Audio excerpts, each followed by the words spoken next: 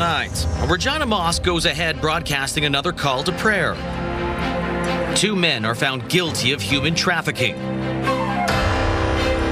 And an injury-plagued rider team welcomes Ottawa to Mosaic.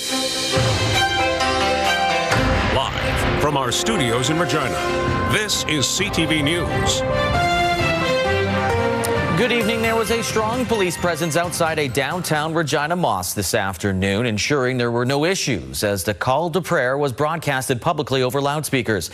This is the second time the mosque has done this, the initial broadcast receiving backlash from some residents and online. Wayne Mantica has more. Police vehicles were on all sides of the mosque as the 1 p.m. call to prayer was broadcast through the neighborhood.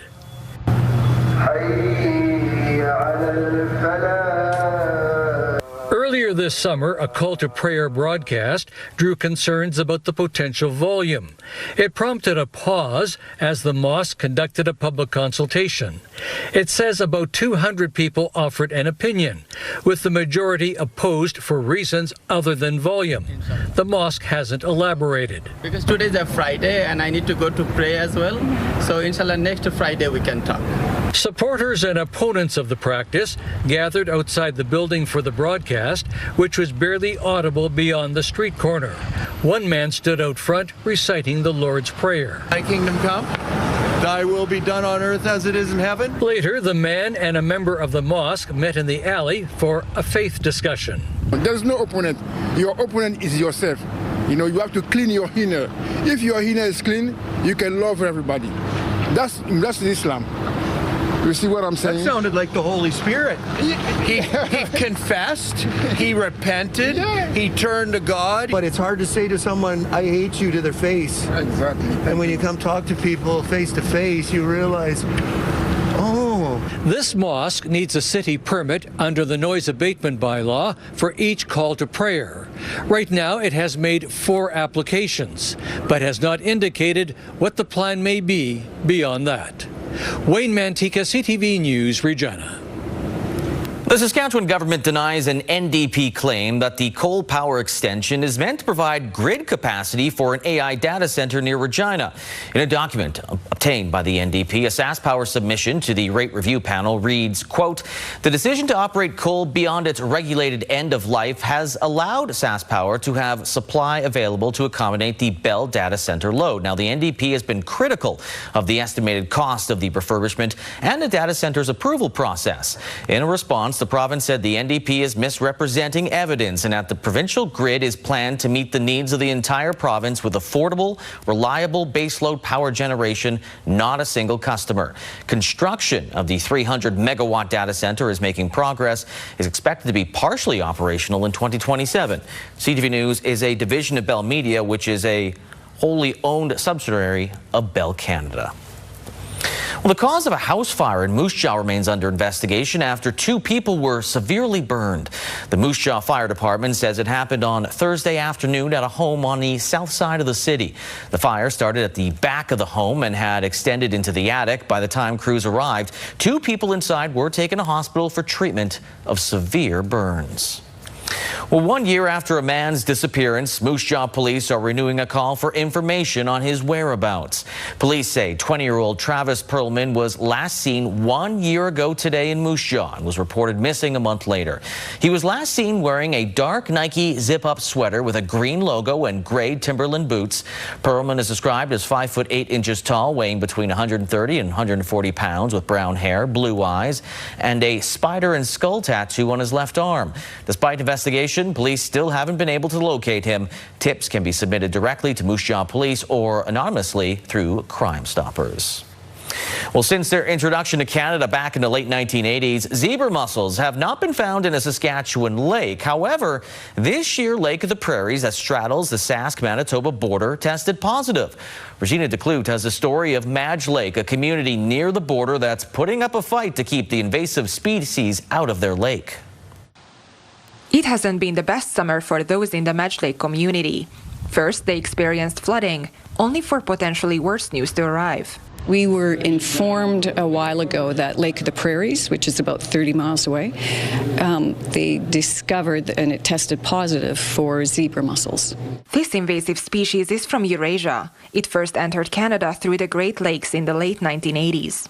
They're filter feeders, so what they'll do is they'll take out the phytoplankton, the zooplankton from the water, which then, reduce food availability for other native species. Its presence also leads to algae blooms, clogs infrastructure intake pipes, and can ruin beaches and watercrafts. Horror, to be quite honest. Real concern. People are very concerned. This is an invasive species that cannot be eradicated if it enters the water. The government has made efforts since 2020 to stop the species from entering our water bodies through education and by setting up inspection stations at high-risk routes of entry. So that station at Roxton, for example, most of the traffic that's coming on that highway is coming directly from Lake of the Prairies. Madge Lake is 60 kilometers away, so concerned residents took matters into their own hands by launching their One Boat, One Lake campaign on Wednesday. We're giving them a sticker, and they signed a pledge that they will ensure that if they don't remain at Madge Lake and they go to other lakes, they will have their watercraft decontaminated prior to coming back into Madge Lake. On Wednesday, there was already some foot traffic at the local rec hall, and McLean is hopeful that more will join. It is not an exaggeration to say that many generations created fond memories of this lake, and it will take a unified effort to make sure that it remains zebra mussels free for future friends of Madge Lake to enjoy. Regina de Kloot, CTV News, Madge Lake.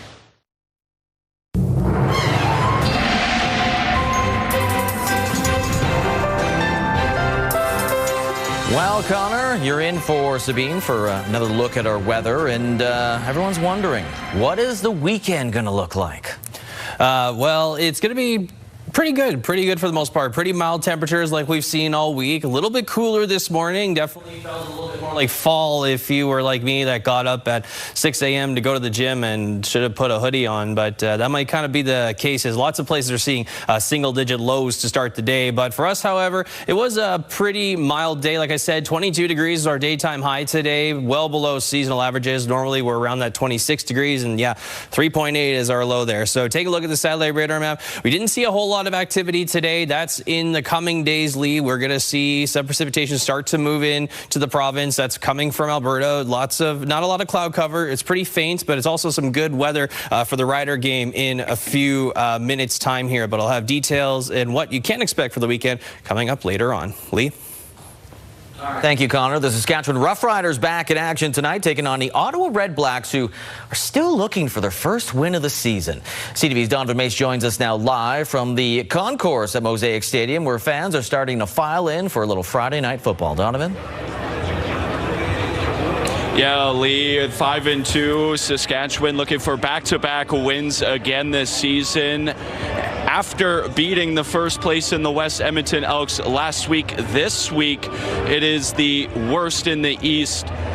Ottawa Red Blacks in their way, and Ottawa's still looking to get into the win column. They're desperate to get a victory, and the message all week in the Saskatchewan Roughrider locker room has been, don't fall for this trap. 2024 versus Edmonton here. Riders were 5-2. Edmonton was 0-7. We know what this is. There's no team in this league that you're just going to walk into the game and just show up and you're going to win. It's not going to happen. You've got to be on it, from the start of the week all the way to the last whistle. So that game from 2 years ago, Mace referencing when Saskatchewan, similar situation, 5-2, going up against a winless Elks team at the time. Edmonton came to Mosaic Stadium, beat the Riders 42-31 that night. They're trying to avoid a similar situation, and they have to do it, missing a boatload of players. 13 players are on the 6-game injured list, including Kenyon Schaefer-Baker, Samuel Emilus, AJ Ouellette, Roland Milligan Jr., Tavon Campbell, giving a wide open opportunity for several young players, a few rookies getting into the lineup. Expect Del Duncan Busby and Johnny Johnson to see elevated roles. Dylan Jette also getting his first CFL start here tonight. Trevor Harris not as skeptical about his own team saying he's seen already what these players can do, and now it's time for the rest of the league to see it too. We got to put these guys in situations and positions to make plays. But this just how Keyshawn Johnson developed a name. How did Keen Schaefer-Baker develop a name? How did Sam Emilus develop a name? These guys did. Dante Myers, nobody was talking about him in preseason last year. He was playing for the Cincinnati Bengals. Opportunity gives windows for guys to flourish, and I think that's exactly what you're going to see. Few riders making their, or former riders making their return to Rider Nation. Jake Mayer, AJ Allen, CJ Rivas, all signing with Ottawa in the offseason, returning to Mosaic Stadium tonight for their first game since being a part of that Grey Cup team last year. And all eyes, Lee, on the leg of Alex Hale tonight. I was watching him during warm-ups. He did hit the upright once from 50, but I didn't see him miss a 40-plus yarder after that. Is this his last chance? I guess we'll find out in about less than an hour. Well, we'll see what he can do. He's missed 4 or 5 from over 40, so hopefully he can change things. Thanks, Donovan. Well, a brand new music festival is set to kick off in the Queen City on Saturday. The one-day event is being put on by the Saskatchewan Cultural Exchange Society, who says there's a need for a new infusion of entertainment after the Regina Folk Festival was shut down last year. Jacob Carr has the details. The main stage for the new Exchange Folk Festival is in the process of being set up. Come Saturday, the construction sounds will be replaced by music.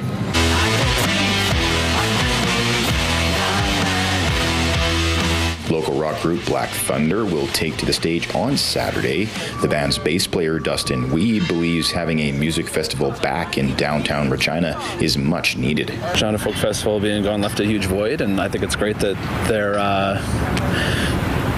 going out of their way to try to make something happen in that void, you know. And I think it's needed in the city. It's really nice. A lot of people have expressed how they've missed it, and so it's great that something's happening.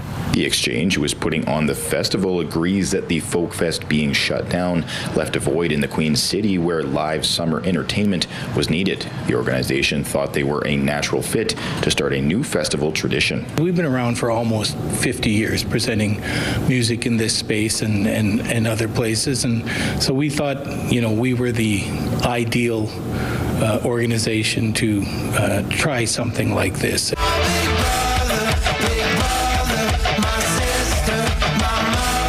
Another local rock group, Indigo Joseph, will play to the downtown crowd on the weekend. One of their 2 vocalists, Etienne Fletcher, says the event gives people a chance to connect through music. These events are super necessary for people to come together and get out of the house, celebrate music, but also just like come and check in with your neighbors. You know, I don't think we do that as much as we did maybe back in the day. In less than 24 hours, the main stage behind me will be complete, and the Victoria Park air will be filled with the sounds and stylings of 15 different bands. The first act gets underway Saturday at noon. Jacob Carr, CTV News, Regina. Well, if music isn't your thing, maybe you'll enjoy a nighttime dip in the pool. Every Thursday in August, the Wascana Outdoor Pool is offering extended hours, giving those who don't get a summer holiday the opportunity to make a splash. Mick Fable tells us more. Jillian Kimmins has a lane to herself, getting a few laps in at Wascana Pool. Thanks to extended hours, the crowds are long gone and swimmers get to experience a calm sunset at poolside. I find it really cool and fun, especially since it's not as busy. Like, I know Wascana gets really busy at like 5 o'clock, so when it's like here, it's nicer because you can go and you don't have to wait in a long line. Late night swims are scheduled every Thursday in August. This is the 4th year the pool has extended hours, giving all family members an opportunity to experience a summer pastime. It's nice because we work during the day and she's at daycare, and so it's nice being able to come after supper, and I don't get to enjoy the hot tub during the day because it's too hot. Aside from when the pool is being cleaned, the lights are usually not on at night, making it quite the sight from College Avenue and Wascana Lake. The pool is equipped with lights suitable and safe for night swimming. When it gets to around dusk, we do a safety check. If we find that it's too dark, we'll always adjust it, and we are monitoring it throughout the swim. So if we notice that there are any deficiencies in any of our zones, then we're able to adjust the lighting accordingly. Evening temperatures have been cooler lately, making a stop at the hot tub a must between laps and dives. Despite that, late night swims are a great addition to summer activities in Regina. It's really fun because we don't get this opportunity unless you're somewhere hot like the States or something, and I really enjoy it. Well, it's kind of nice because then I know I don't have to get rushed out, and I like swimming in the dark, and my mom will never let me do that. For those looking to attend the next night swims, everything at the pool will be available, including the diving boards, water slide, and hot tub. Nick Favel, CTV News, Regina. Still ahead, 3 people are dead after a collision involving a prisoner transport vehicle. And the hazy conditions caused by smoke is actually improving the wildfire situation in BC.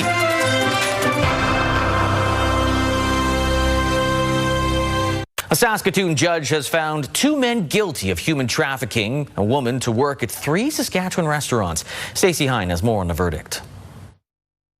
Mohammed Massoum and Sohail Haider have been found guilty of human trafficking a Bangladeshi woman to work in 3 Saskatchewan restaurants between August 2022 and March 2023. Massoum has also been found guilty of 3 counts of sexual assault. The woman cannot be named due to a publication ban. During the trial, court heard the woman came to Toronto on a visitor visa with plans to stay in Canada as a permanent resident. After responding to a job ad, Haider brought her to Saskatchewan to work at his restaurant in Gull Lake. She was later taken to Massoum's restaurant in Tisdale and then to Haider's second restaurant in Elrose. Court heard the woman worked long hours at the restaurants 6 days a week with little to no pay until she was able to get help to leave the situation. Judge Miguel Martinez found Massoum and Haider's testimony was not credible, adding the woman's account was reliable, saying she was detailed in and not shaken from her narrative. Martinez said the men took advantage of their authority as her employer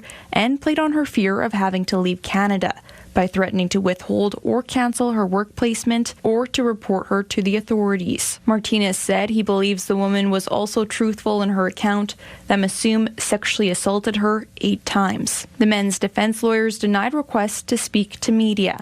The Crown says this is one of the first employment trafficking cases to go to trial in Saskatchewan. This case certainly sets a precedent for human trafficking cases because we don't have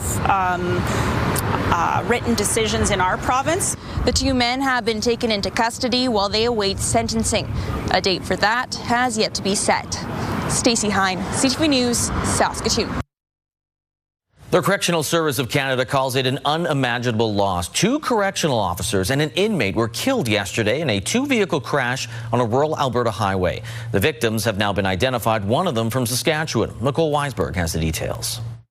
The RCMP was rocked when they responded to the scene. A collision on a rural Alberta highway that claimed the lives of 3 people in a correctional van.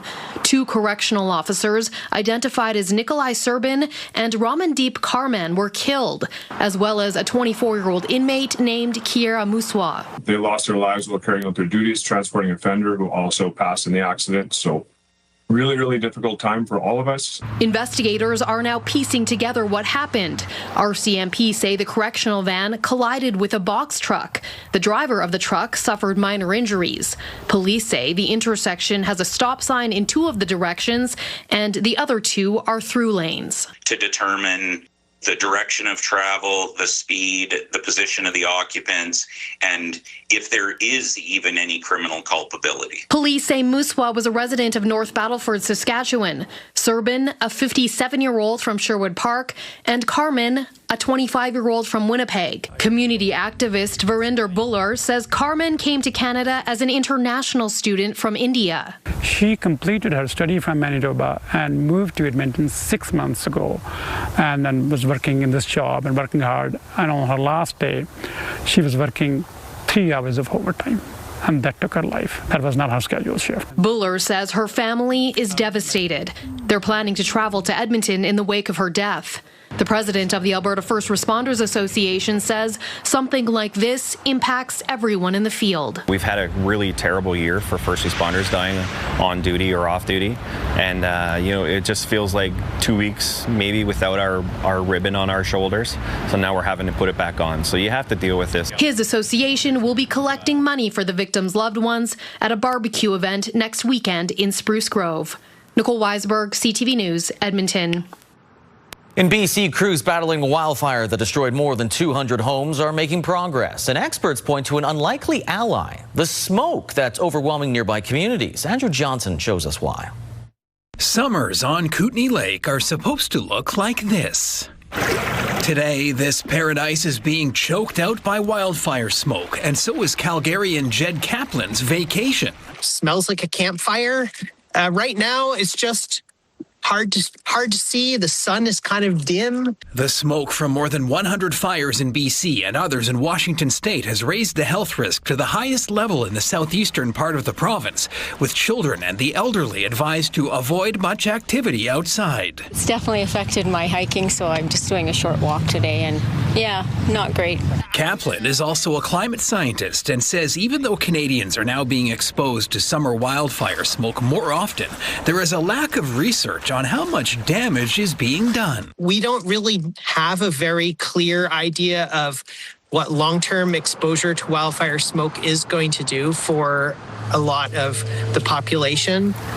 In the short term, the smoke presents one upside. It's helping to calm down fire behavior in the Bradley Creek complex of fires that have destroyed more than 200 homes near Vernon, where thousands of people remain evacuated. The smoke coverage is, really reducing the ability for these fires to pick up any steam and really start going. The wildfire service says lightning is also less of a concern than expected going into the weekend, and conversations are underway on when some of the people stuck in limbo could return to their homes. We are assessing areas where, from a wildfire perspective, it may be safe to allow residents back into the area and downgrade orders to alerts and potentially rescind alerts altogether. That conversation also includes making sure communities are safe. That can involve clearing debris, restoring power, and access to clean water before giving the all clear. The wildfire service knows it's a big ask, but people will need to continue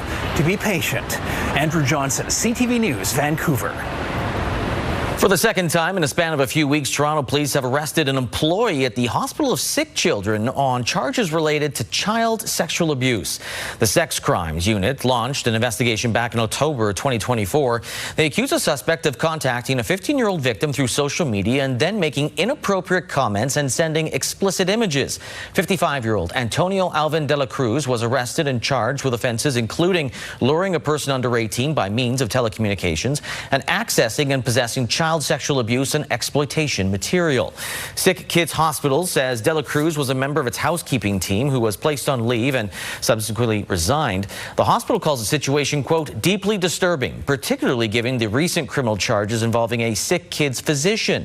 44-year-old Dr. Dylan Dissanayaka was arrested last month and charged with accessing and possessing child sexual abuse and exploitation material. SickKids adds in a statement, to our knowledge, the two employees did not know or work with one another.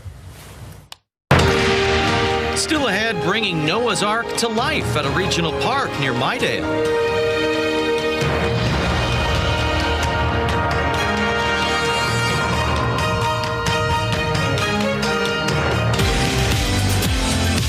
You're in the theater. You don't want to miss anything, but you have to go to the bathroom. Monday on Your Morning, the Saskatoon app developer who's helping you with the Run Pee app.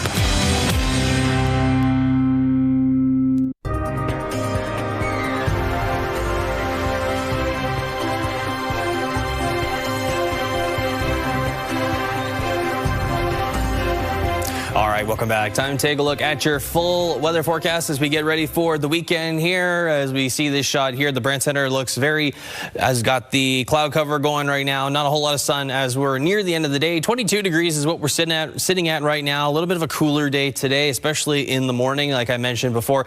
Winds also kind of calmed down at 22 kilometers an hour. Take a look too, the radar satellite map from earlier tonight. Again, not a whole lot of activity. It's more so what's to my left here. with the system from Alberta that could bring in some precipitation later into Saturday and Sunday, which we'll show in just moments time here. So as we take a look to the weather tracker for beginning of Saturday, could see some faint showers within the Regina area as well as north of Swift Current with some cloud cover to match that. As we skip ahead to around 7 o'clock, things will clear up quite a bit. We could see little bits of heavier pockets of rain and Swift Current in those areas. And of course, the bigger system is going to make its way here on Sunday morning, as you can see. So the bigger pockets will start around Swift Current and make its way eastbound into the Regina area. Past for at least by the afternoon, by around 2 o'clock, things will start to clear up in that regard. We'll still see some cloud cover and then pockets of showers throughout most of the province. And then as we get ready for Monday, that system as well, another big system is on its way to parts of Saskatchewan, more so westbound. And then we'll see a bit of a bigger system make its way to Regina by Tuesday, where we could see rainfall, be a little bit heavier. Now, speaking of rainfall, here's a look at the precipitation numbers that we could see over the next 72 hours. So pretty calm to start things off, and then we'll jump ahead to around 10 o'clock on Sunday, where areas like Moose Jaw could see pretty decent amount of rain. Same with Regina as well at the 16 and then 5 as well for Swift Current. That number could also go up as well, but the south is going to get hit with some rain compared to the north that we saw earlier this week, where those areas did get some scattered showers, and now it will be the south's turn to get some of those get some of that rainfall. Now take a look at temperatures overnight tonight. We'll still be in those low 10s there, so 10 overnight in Prince Albert, 11 for Lloydminster, and 12 in La Ronge, and we'll still see those mid-20 degree temperatures throughout most of Saskatchewan. So 21 for Lloydminster, 22 in Prince Albert tomorrow, and then also 21 in La Ronge. Looking at North Battleford, 22 for tomorrow, and then Saskatoon also sitting at around 23 degrees. Yorkton sitting at 22 with 9 degrees as the overnight low there is what we'll see. A little bit cooler also in Moose Jaw overnight, just by 1 degree, sitting at 8 for the overnight. 25 as the daytime high for tomorrow. Swift Current sitting at 26, and then very warm in Maple Creek for tomorrow, sitting at a high of 28. Now, as we look ahead to kind of the southeast areas, Assiniboia, 26 for tomorrow, 26 in Weyburn, and 25 for Estevan. And it's been a nice treat to see some consistent numbers and just consistency overall for the last couple of days or so, at least for the week rather, compared to the heats that we saw over the last previous few weeks. So 10 degrees overnight for us here in Regina. 23 is our expected daytime high for tomorrow. Mainly sunny skies. We'll see a few clouds as well. And to take a look at the next 7 days, so there it is. It is going to be kind of still within the 23 to 24 degree range there. So starting ahead with Sunday, that's when we'll start to see some of that rainfall. 23 expected there for Monday. Could see more rain expected in the mix there, but the bulk of it's going to come more so on the Thursday, where later in the afternoon, that's where we could see the double digit of millimeters as well. 24 for Tuesday, 23 on Wednesday, like we said there. And then as we wrap things up, we'll be a little bit cooler as temperatures drop about 3 degrees for that Thursday, Friday, with those high of 20 degrees. So Lee, after what feels like forever of having consistent rainfall, we might be getting that in the next little bit here, which of course will be a welcome sight for some of us and also the producers out there. Yeah, definitely. It's need a little bit of moisture for sure, but wouldn't mind another week of sun. Just one more week of heavy sun. We'll see. Thank you, Connor. Well, with the dry conditions that we've seen for weeks, it's hard to imagine needing an extremely large boat to survive like Noah's Ark. But as Damien Smith shows us, a smaller version of the biblical vessel has found its way to a regional park in southern Saskatchewan.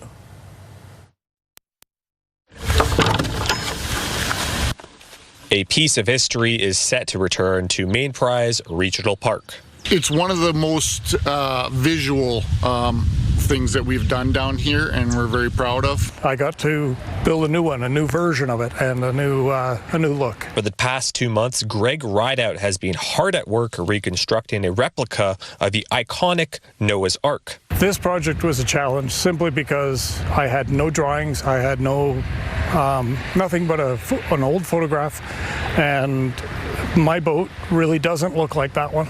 The old regional park was formed in 1961, but was forced to move due to the building of Rafferty Dam, which flooded the valley in the Estevan and Weyburn area, submerging the original Ark. It now joins a church, the only thing left standing from the original site after it was moved to the new park before the area was flooded. We want to bring them back for visual effects for the people that are, in the community down here and have spent a lot of time in the old park and in the new park. And it was a 7-day work week for Rideout. When I first cut out the ribs for it to create the shape and then got them all stood up and stood back and looked at it and went, okay, yeah, that's what I saw. That's exactly what I saw. And I made it come true. Just 3 years old, the Dr. Main Prize Foundation wants to improve the infrastructure and beautification of the park in honor of the traveling rural doctor in the 20th century. Brought a lot of people into this world. He was the doctor that everybody counted on. And for Rideout, he's happy to use his passion of carpentry to bring back a bit of history. Everybody likes it so far. It's fantastic, and it was super fun to build. And though the inside of the new Noah's Ark project is closed to the public, they are holding an unveiling on August 15th where people are invited to bring their stuffed animals to put inside. Damian Smith, CTV News, Main Prize Regional Park.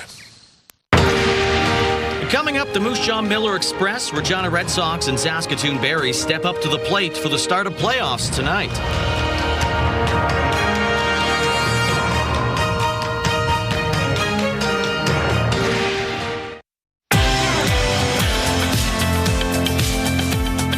Your Morning Minute, brought to you by Affinity Wealth Management.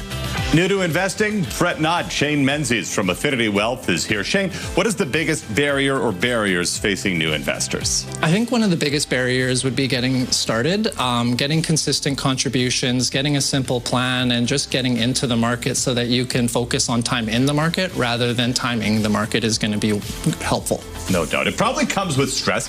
So how can we reduce the stress of investing? Yeah, I think the reducing of the stress is going to be working with a professional will help to alleviate some of that feeling, and also just getting the start, getting the contributions began. Perfect. Get that ball rolling, let it roll down the hill, pick up some snow on its way. You can check your investment health at affinitywealth.ca. Your Morning Saskatchewan airs weekdays 6 to 9 a.m. on CTV in Crave.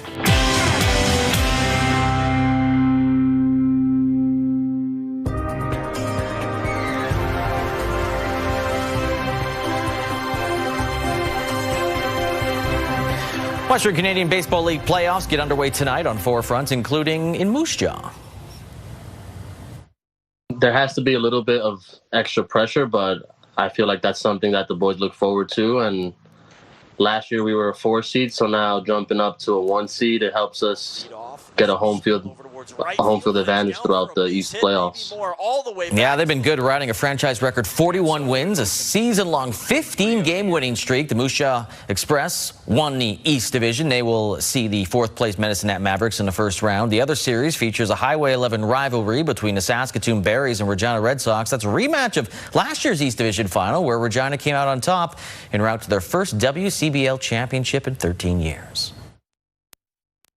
We're no less talented than we were last year, and last year we got hot at the right time. We were only 1 game over 500 last year, so there's really not much of a difference in our record. So you get hot at the right time, you can do anything in this league. It's 3-game series, you just win 2 quick games and you're off to the next round. Yeah, sometimes the regular season doesn't matter.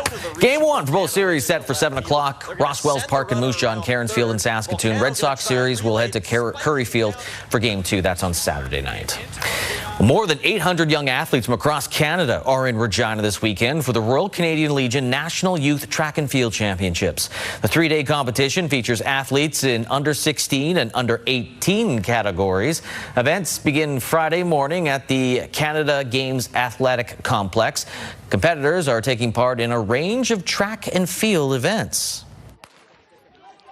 We have over 800 athletes here today, and they're competing in all sorts of different events in track and field. They're amazing athletes. They certainly are. The championships continue through Sunday with athletes competing for all those national titles. Still ahead, the deadline for producers to remove hay bales from ditches is tomorrow.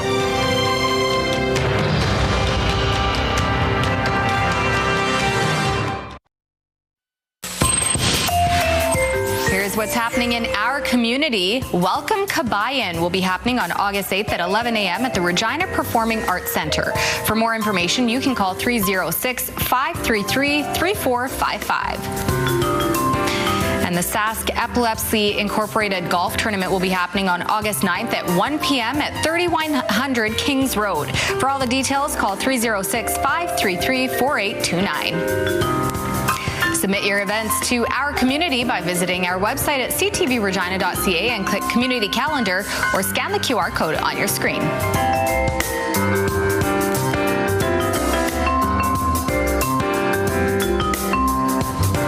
Welcome back. Time to take a look at your rural forecast heading into tomorrow. Still the same story, the low 20s, mid 20s as we've seen throughout the week, and that's going to be the same in areas like Melfort and Wynyard sitting at 21, a little bit warmer in Watrous at 23, and then Outlook also feeling warm there, 24, along with Kindersley sitting at that 24 degrees. As we move a little further down south, also very warm in the south in areas like Maple Creek at 28, East End Cypress at 27, Rockland at 27, and Leader sitting at 27 as well. We could see some rain also in Broadview at 22 degrees, and Kenora sitting at 21, and then Carlisle sitting at 23. Now let's take a look at Pierceland, where internet speeds up to 1 gig are available from SaskTel. 20 degrees tomorrow, mostly sunny day. We'll start with some fog in the morning, and things will be a little bit cooler with those lows that we've been seeing throughout lots of Saskatchewan, but it will warm up eventually to that 20-degree daytime high, and it will be a nice weekend. We could start to see some rain, however, make its way into the province beginning around Sunday, and then parts of the week next week are going to see some showers along the way.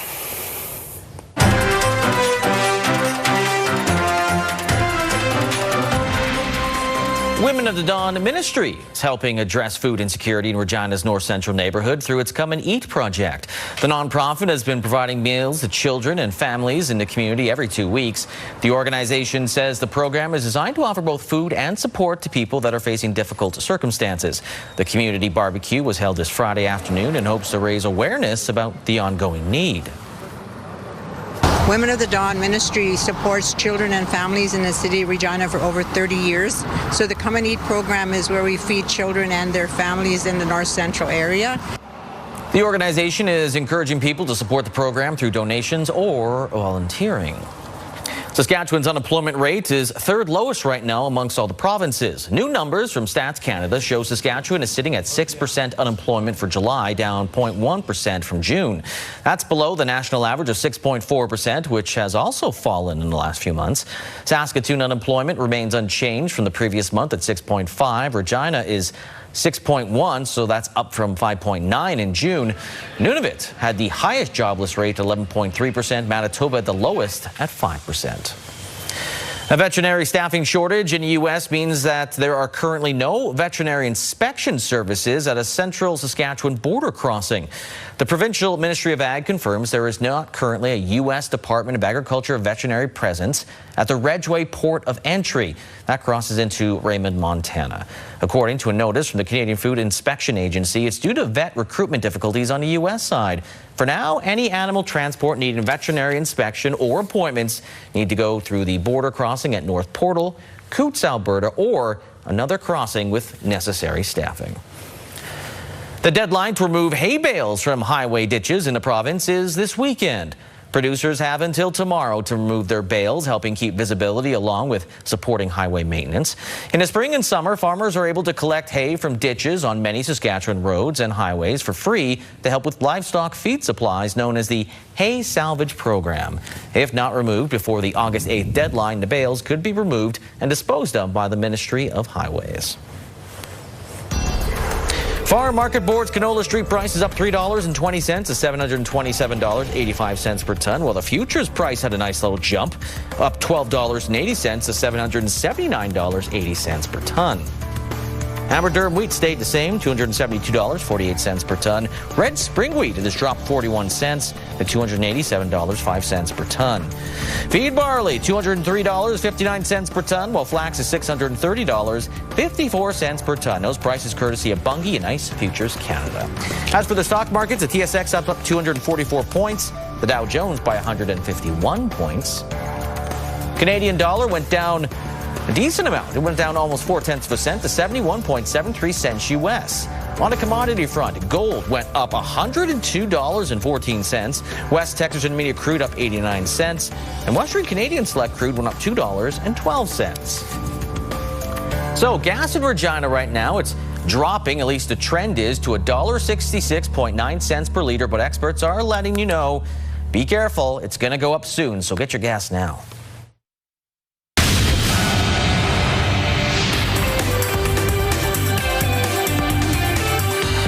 The big number helped bring the unemployment rate down to 6.4%. The 75,000 jobs created were split between full and part-time work. The biggest gain made in the core age group, those between 24 and 54 years old. There were 52,000 more people working in Ontario in July and 18,000 in BC. Jobs in wholesale and retail trade made the biggest gains. To the other surprise number, 23,000 fewer people were working in the U.S. in July. Economists had expected about 100,000 jobs to be created. A big part of the loss was in government jobs, but because there were fewer people looking for work, the unemployment rate dropped to 4.1%. Shares of MDA Space took off today after the Canadian company reported earnings. Revenue was up 34% year over year, leading to a profit just short of $28 million for the quarter. MDA Space makes low Earth satellites and has benefited from government contracts to secure the Arctic. Those are your business headlines. I'm Morella Fernandez.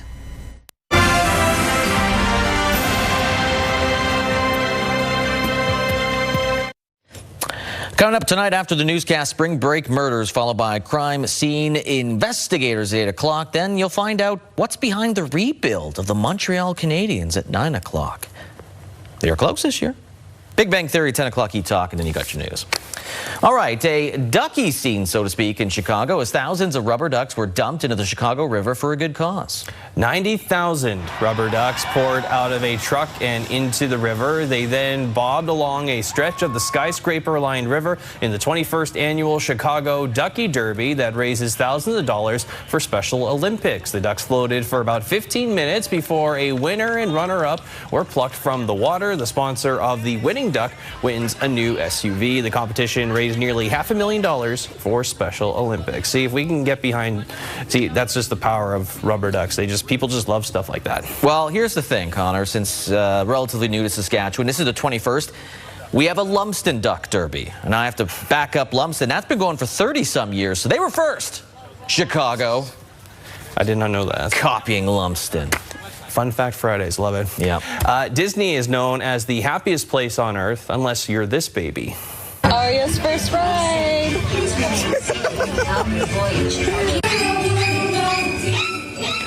You took her to Small World? Little Aria napping in her dad's arm when she entered the Small World ride, and it's scary without being a baby.